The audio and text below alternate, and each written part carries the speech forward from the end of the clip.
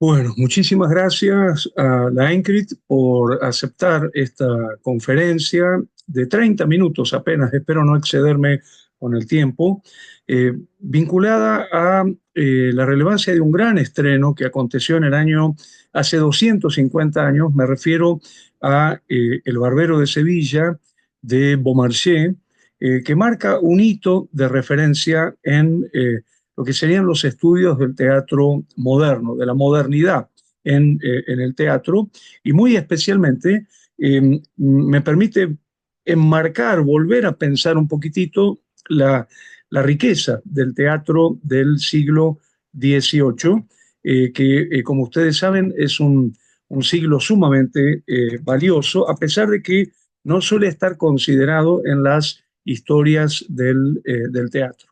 Eh, me, Me gustaría, en ese sentido, detenerme un poquitito en el marco del siglo XVIII y luego en este estreno tan importante que es el estreno, como decía, de El Barbero de Sevilla o La Precaución Inútil, que se publica en Editorial Rouault en 1775 y se estrena en el marco de la Comédie Française durante el reinado de Luis XVI, un 23 de febrero de 1775, hace exactamente 250 años, y lo que vamos a comentar muy brevemente es la importancia que tiene este estreno en la historia del teatro mundial.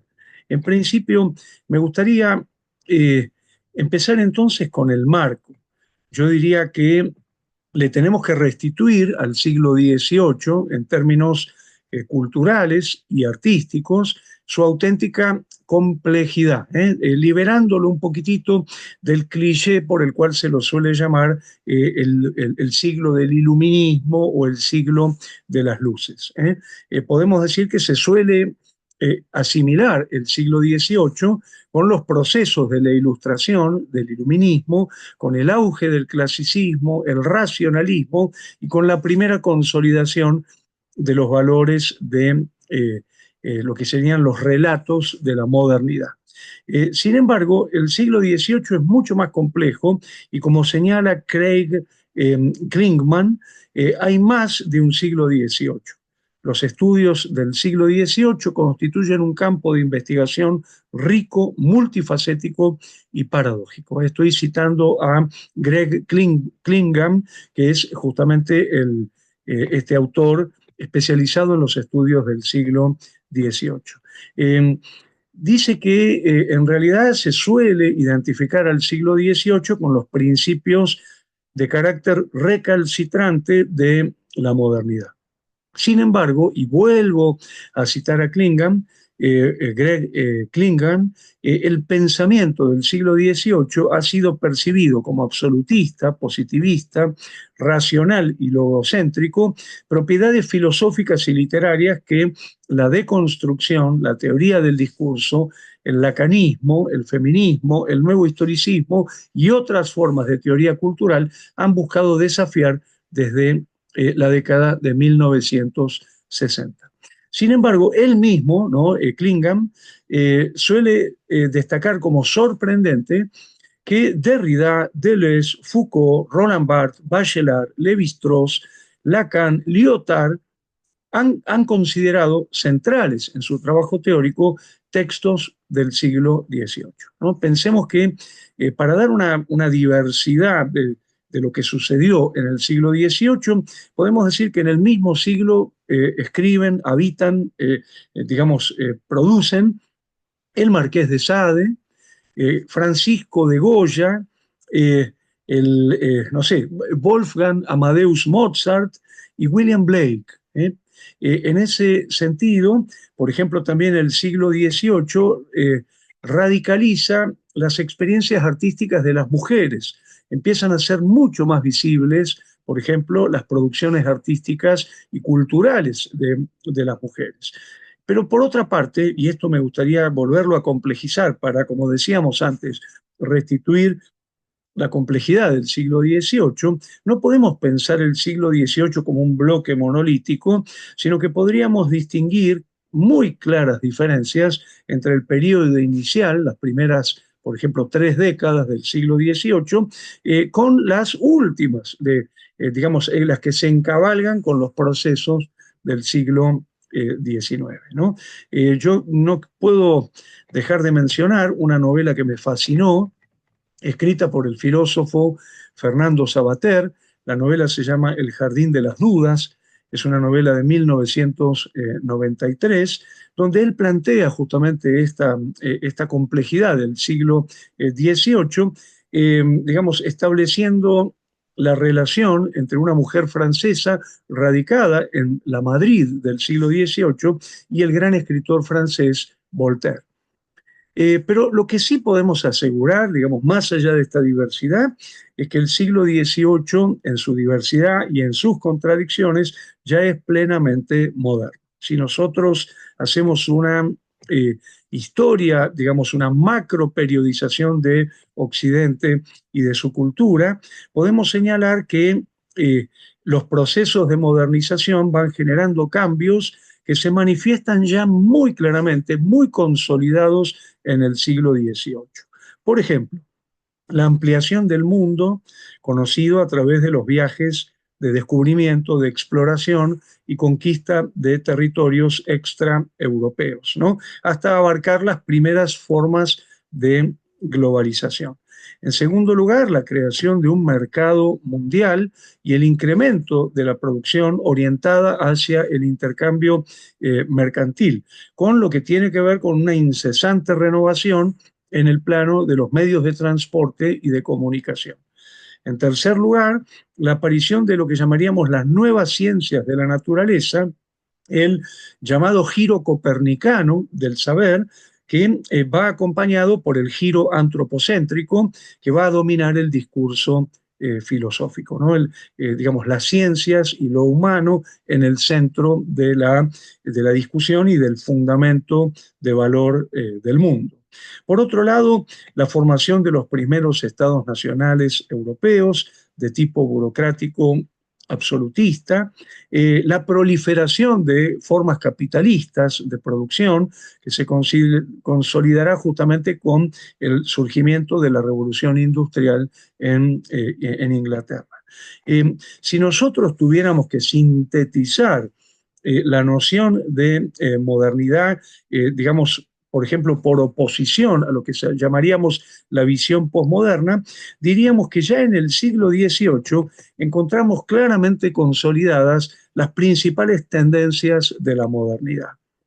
Por ejemplo, el proceso de democratización o igualación de todos los hombres, desde lo que podríamos llamar una primera constitución de la mentalidad burguesa en la Baja Edad Media, hasta llegar a los grandes principios, por ejemplo, de la Revolución Francesa en 1789, la constitución de las democracias republicanas, así como las utopías que van a desarrollarse en el siglo XIX de los modelos sociales igualitarios.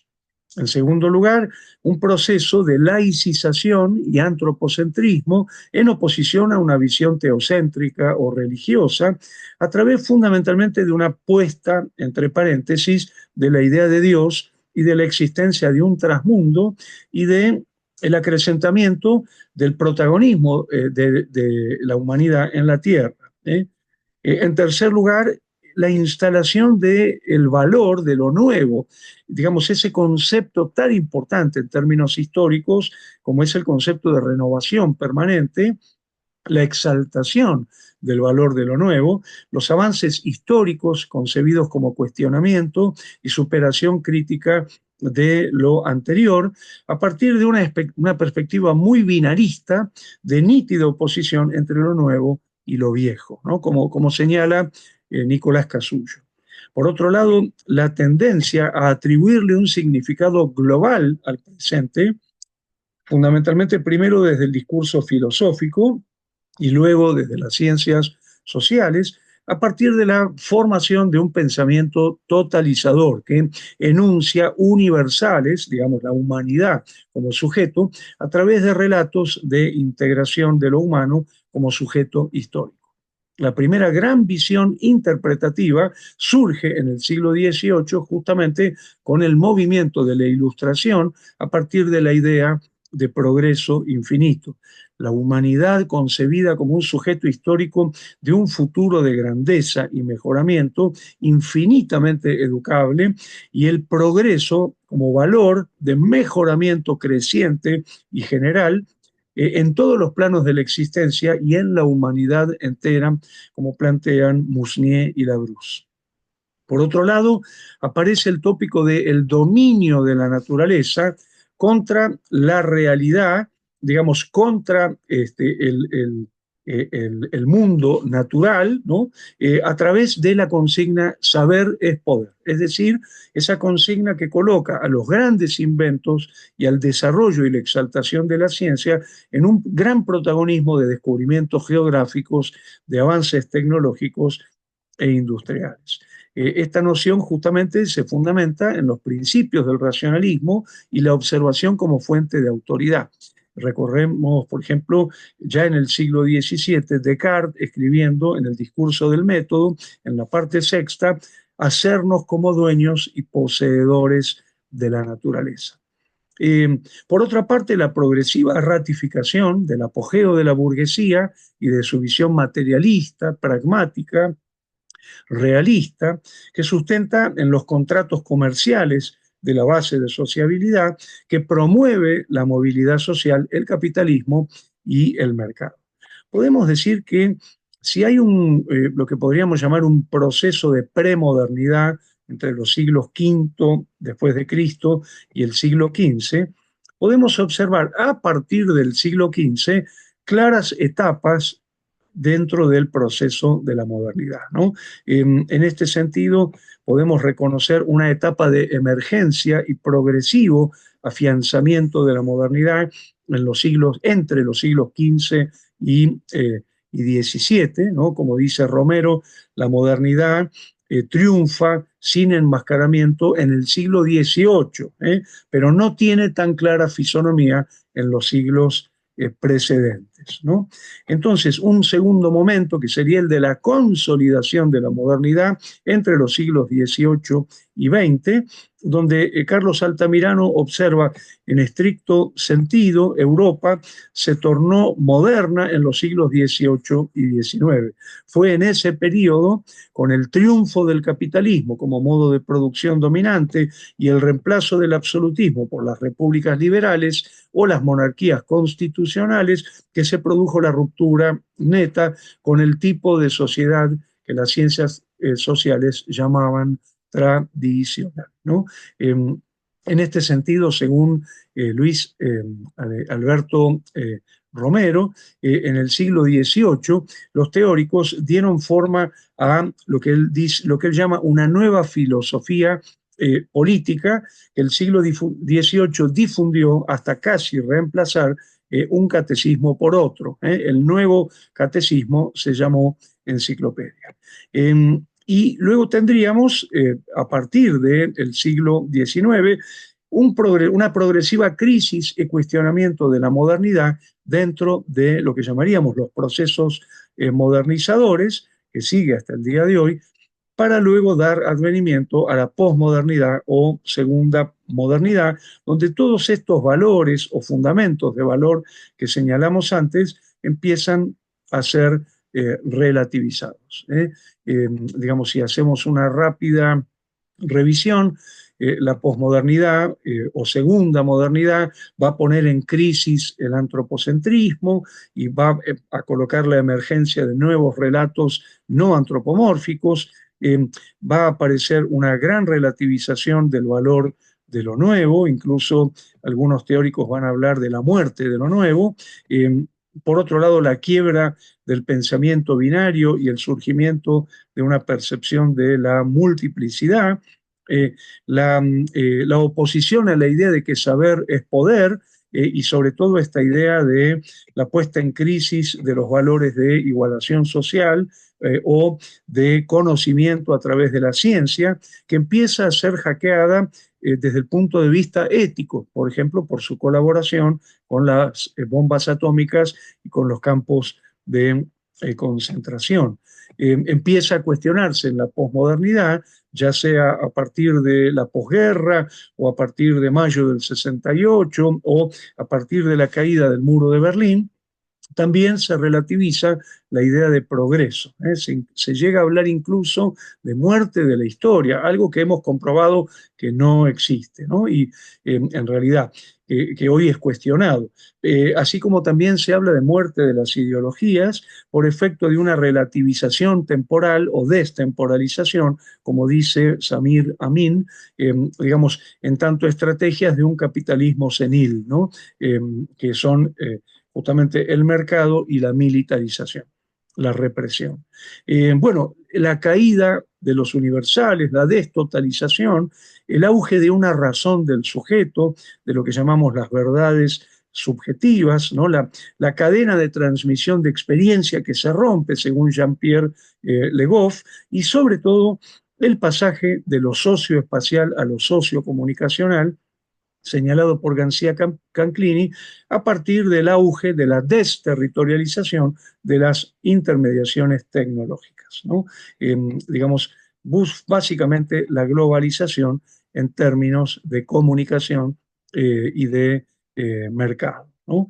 Entonces, si vamos al teatro en el siglo XVIII, dos grandes investigadores que son Peter Holland y Michael Patterson, en la Oxford Illustrated History of Theatre de la Universidad de Oxford, van a plantear justamente en un ensayo muy revelador del año 1997, que es un capítulo que lleva justamente el nombre de El teatro en el siglo XVIII, que el siglo XVIII es prácticamente omitido en muchas historias teatrales y en otras es apenas considerado como un rápido pasillo o corredor para conectar con el esplendor del siglo XVII, como el siglo de oro, digamos, de Shakespeare, Lope de Vega, Calderón, Molière, con las grandes creaciones del siglo XIX, especialmente el romanticismo, el realismo de tesis, no sé, el caso, por ejemplo, de Ibsen, la aparición del expresionismo.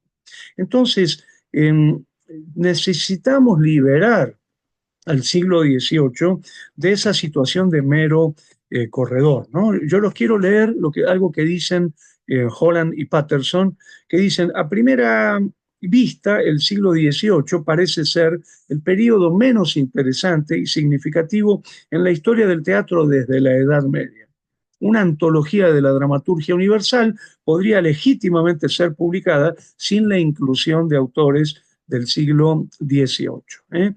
Sin embargo, a mí me gustaría proponerles que repasemos todas las novedades fundamentales que aparecen en el siglo XVIII, por las cuales nosotros podríamos decir que sin el siglo XVIII no existiría el siglo XIX y menos aún los procesos históricos posteriores. Por ejemplo, destaquemos que en el año 1728 el teatro musical consigue uno de sus referentes fundamentales con The Beggar's Opera de John Gay, la ópera del mendigo en Inglaterra, en la que se va a basar, por ejemplo, Bertolt Brecht para escribir la ópera de 3 centavos. En el siglo XVIII también se produce la querella de los bufones, ¿no? La querelle de Buffon o la guerra de Coin, que implicó un debate sobre la música y el teatro musical en Francia entre 1752 y 1754, que es uno de los periodos, digamos, uno de los episodios más impresionantes porque en él participaron Jean-Philippe Rameau, Jean-Jacques Rousseau, Denis Diderot, discutiendo, por ejemplo, cómo había que pensar la música francesa o si se podía pensar una música y un teatro musical internacionales.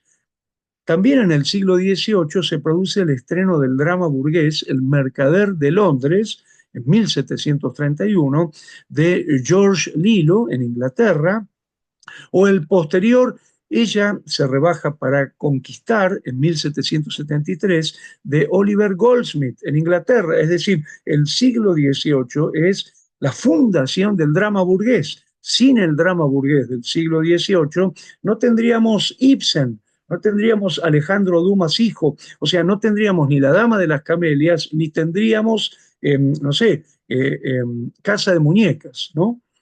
Por otro lado, en 1733 se estrena la ópera bufa La Serva Padrona, un intermezzo en dos partes con música de Pergolesi y libreto de Gennaro Antonio Federico en Italia, que va a producir un enorme impacto en Europa y que, bueno, entre otras discusiones va a generar la querella de los bufones, ¿no?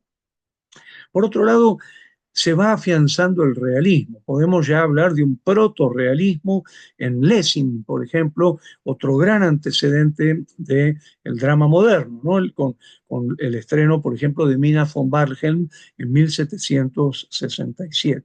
Por otro lado, El Astley en Inglaterra en 1768 inicia el circo moderno. El circo tal como lo entendimos en el siglo XX empieza en 1768, es decir, es un invento del siglo XIX, perdón, del siglo XVIII, ¿no? Por otro lado, aparece, por ejemplo, toda la línea de lo que llamaríamos la escuela satírica prerrealista, ¿no? La comedia satírica prerrealista, con la Escuela del Escándalo en 1777 de Richard Sheridan en Inglaterra. Sin hablar del Singspiel de Mozart Schikaneder, ¿no? La flauta mágica, 1791, o las tensiones entre clasicismo y anticlasicismo a partir del Sturm und Drang, o de los grandes exponentes del teatro alemán del fin del siglo XVIII, perdón, Friedrich Schiller, Los Bandidos, 1781, Don Carlos, 1788, o la trilogía de Wallenstein, de 1799, y el caso de Goethe, el caso de Goetz von Berlichingen, de Clavijo, de Ifigenia en Tauride, de Egmont, o de Lurfaust, que data de 1772-1775. O incluso todo el proceso de escritura del Fausto, cuya primera parte se va a escribir en 1800, se va a publicar, perdón, en 1888, pero toma todos los últimos 25 años o 30 años del siglo XVIII. Recordemos entre los exponentes del prerromanticismo, del Sturm und Drang, que se iniciaría en 1777 con el estreno de la pieza homónima Sturm und Drang, Tormenta y Pasión, ¿no? De Friedrich Maximilian Klinger. Recordemos el comienzo del Teatro de Sombras en 1790 con la compañía de Moreau en París, o en 1791 la Asamblea Legislativa proclama la libertad de los teatros en Francia. Es decir, insisto, sin el siglo XVIII no tendríamos siglo XIX, porque los procesos que se desarrollan en el XVIII empiezan en el XIX, al revés, pero los que se desarrollan en el XIX empiezan en el XVIII. Los antecedentes del melodrama o la comédie larmoyante, no la comedia lacrimógena, que lleva al melodrama, ¿no? Con Pixérécourt, por ejemplo, El Castillo de los Apeninos en 1798. Y por otro lado, un dato muy importante, en el siglo XVIII comienza a revalorizarse la producción shakespeariana, ya sea desde la lectura de los textos o desde las puestas en escena, cuyo número va creciendo en diferentes puntos de Europa. Como verán, el siglo XVIII es realmente un siglo revolucionario. Por otra parte, se producen cambios muy importantes en el siglo XVIII en cuanto a la interpretación actoral, hacia un estilo más natural, entre comillas, en virtud de un afianzamiento progresivo del realismo. Recordemos los grandes referentes de actuación como Luigi Riccoboni en Italia, o David Garrick en Inglaterra, o Adrien Lecouvreur, perdón, en Francia, o François-Joseph Talma también en Francia. En París, en 1759, se baja definitivamente a las y los espectadores del escenario de la comedia, es decir, los espectadores bajan a la platea, desaparecen los espectadores sentados con sus butacas arriba del escenario en 1759 en París, en la Comédie. Se producen también algunos avances técnicos, como el pasaje de la iluminación con velas al uso de lámparas de aceite en 1784, justamente para el estreno de la Comédie Française, para las bodas de Fígaro de Beaumarchais en 1784. Por otro lado, se abren nuevas salas con diseños muy originales, el Covent Garden de Londres en 1732, el primer teatro público de Rusia en 1759, se abre la Scala de Milán en 1778 y en Buenos Aires empieza la primer sala teatral que funciona de 1757 a 1761, a la que seguirá posteriormente de 1783 a 1792 el Teatro de la Ranchería. Como verán, la riqueza del siglo XVIII es impresionante. Sumémosle a esto las nuevas teorías sobre el teatro, especialmente las producidas por filósofos y artistas como Rousseau, ¿no? Yo destacaría el discurso sobre las ciencias y las artes de 1750 de Rousseau, o numerosas páginas de la Enciclopédie o Diccionario Razonado de Ciencias, Artes y Oficios, ¿no? Dirigida por Denis Diderot y Jean d'Alembert, perdón, entre 1751 y 1772, o la carta a d'Alembert sobre los espectáculos de Rousseau, la dramaturgia de Hamburgo de Lessing entre 1767 y 1769, la paradoja del comediante en 1773 de Denis Diderot, o el texto de Schiller, el teatro considerado como institución moral, de 1784, entre otros textos notables de Schiller. Es decir, que realmente estamos ante una etapa maravillosa. Podemos decir, como dice Raymond Williams en su trabajo en el libro La política del modernismo, en el capítulo justamente donde se plantea, el título es ¿Cuándo fue el modernismo? Él tiene una frase magnífica que es: sin Charles Dickens no hay James Joyce. Es decir, necesitamos la novela melodramática de Dickens para tener la antinovela o la nueva novela de James Joyce. Nosotros de la misma manera podemos decir que sin Lilo, sin Diderot, sin Lessing, sin Mercier, no habría, por ejemplo, Henrik Ibsen, y por lo tanto no tendríamos la historia del siglo XX y del siglo XXI. En coincidencia, justamente con esta idea, Robert Aviraged, en La crisis del personaje en el teatro moderno, sostiene justamente que bajo la impronta de la Ilustración y el racionalismo del siglo XVIII, el rol del teatro se vio sometido a revisión y la jerarquía de las artes comenzó a experimentar un periodo de autocuestionamiento.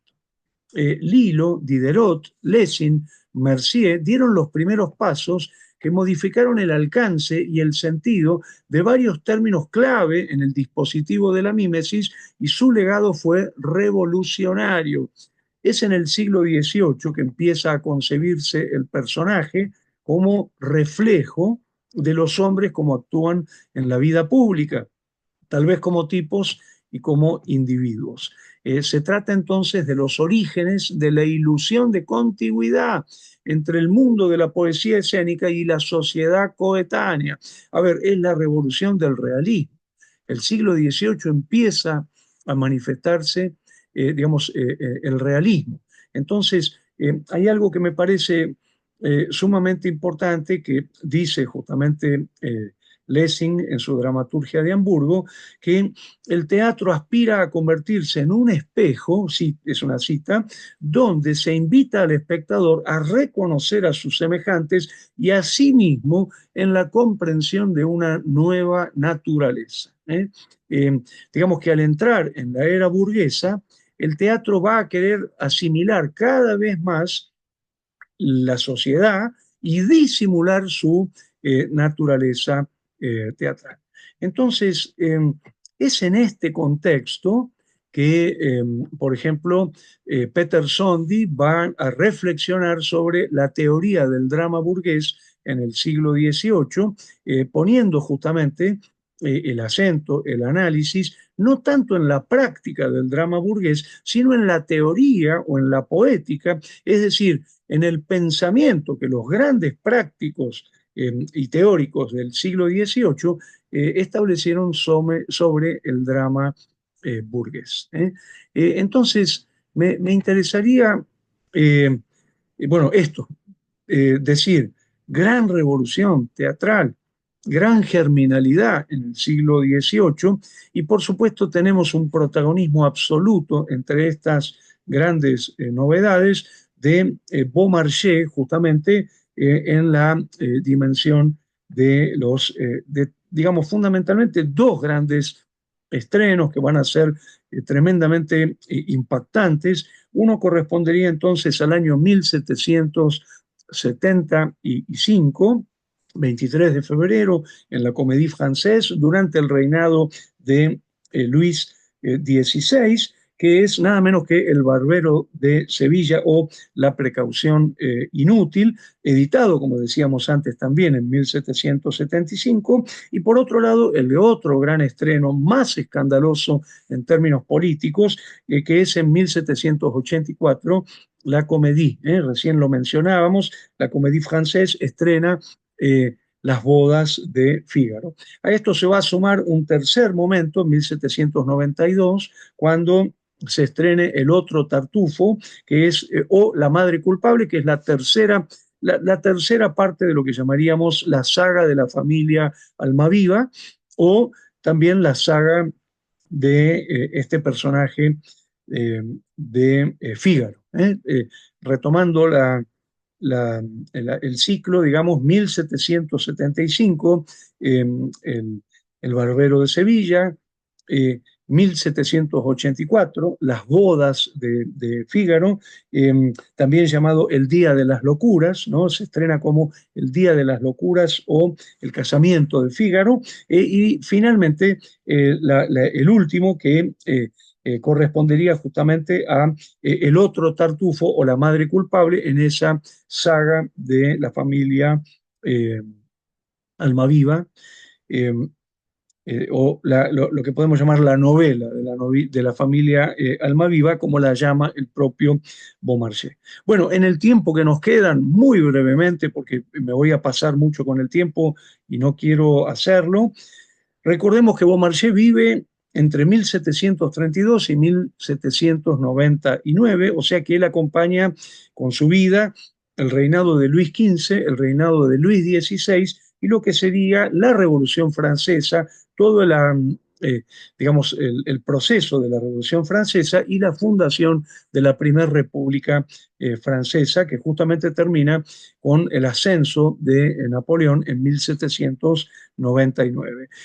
Aclaremos, Beaumarchais va a morir antes de la coronación de Napoleón, unos meses antes. Pero digamos que es muy interesante decir que Beaumarchais fue un hombre al servicio de la modernidad.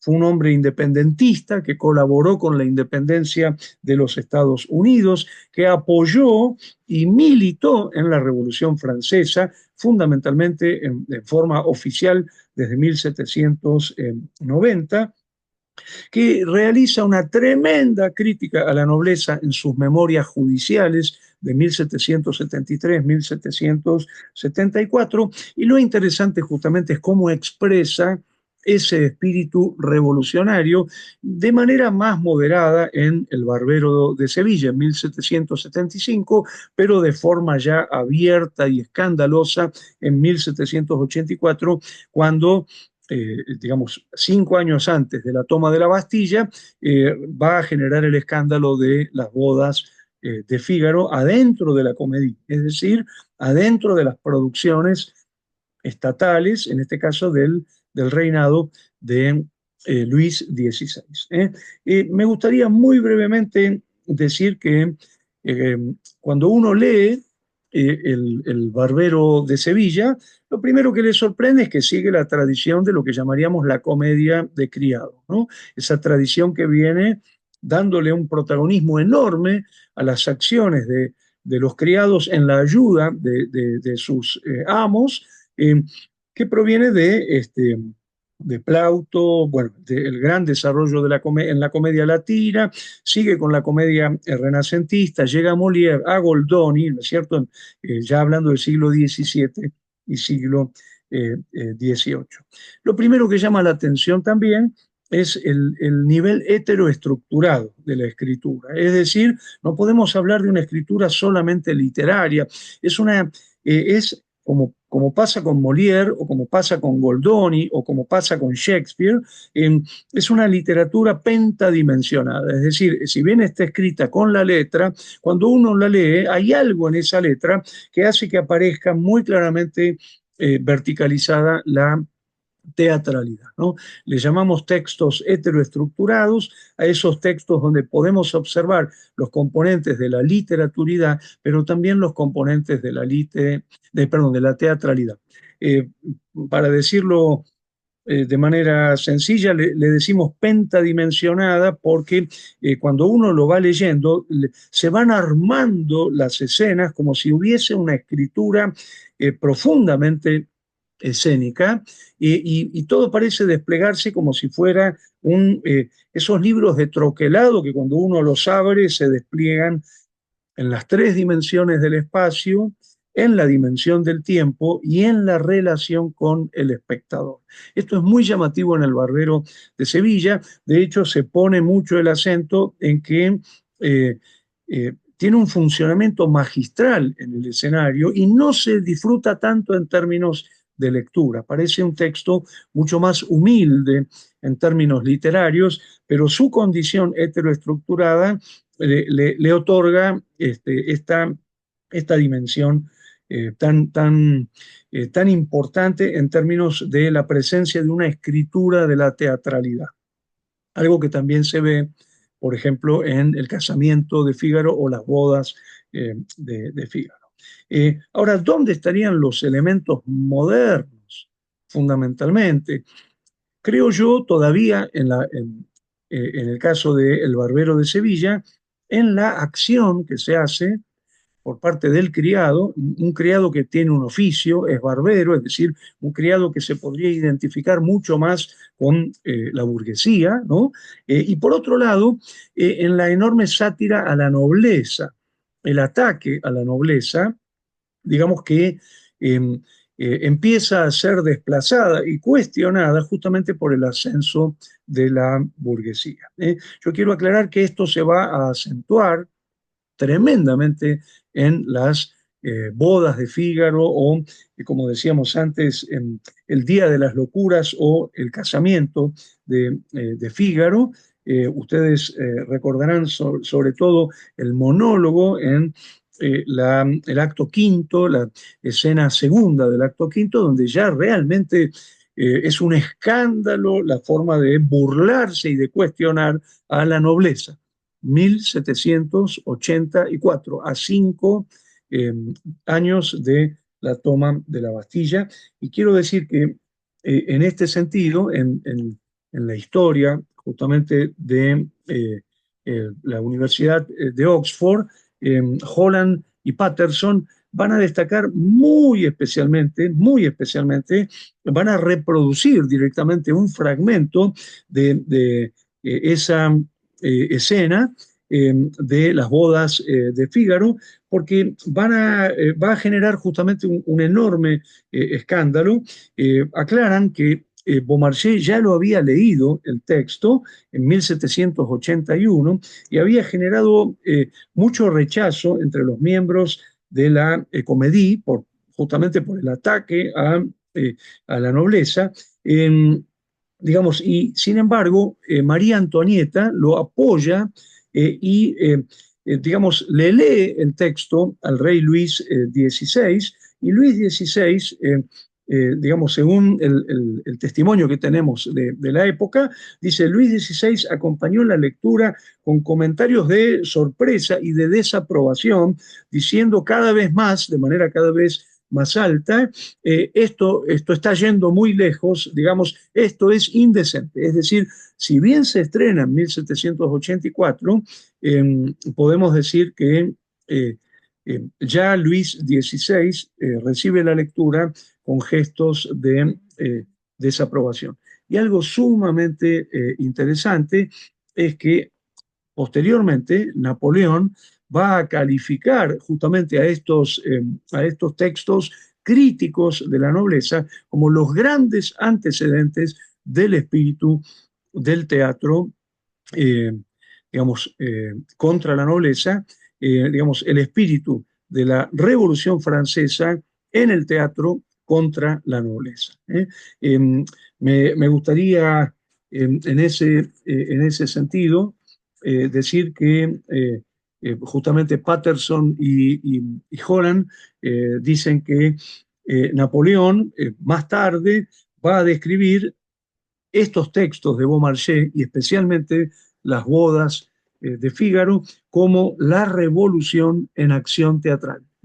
Eh, bueno, solamente aprovechar este encuentro de Aincrit para comentar esto, hacer una revisión del siglo XVIII a partir de los 250 años del estreno del Barbero de Sevilla, y terminar diciendo que es una literatura que va a tener eh, podríamos decir, una fortuna en términos de literatura comparado, de teatro comparado, enorme, porque recordemos que Las bodas de Fígaro va a transformarse en una ópera de Mozart en el año 1786, lo cual va a contribuir a irradiar su espíritu revolucionario, y por otra parte, si bien hay muchas más creaciones basadas en los textos, en estos textos tan importantes de Beaumarchais, quiero destacar muy especialmente una ópera que se vuelve a hacer y se vuelve a hacer, que es El Barbero de Sevilla de Giacomo Rossini, ¿no? De 1816. Bueno, termino diciendo, sin siglo XVIII no tendríamos siglo XXI. Muchísimas gracias.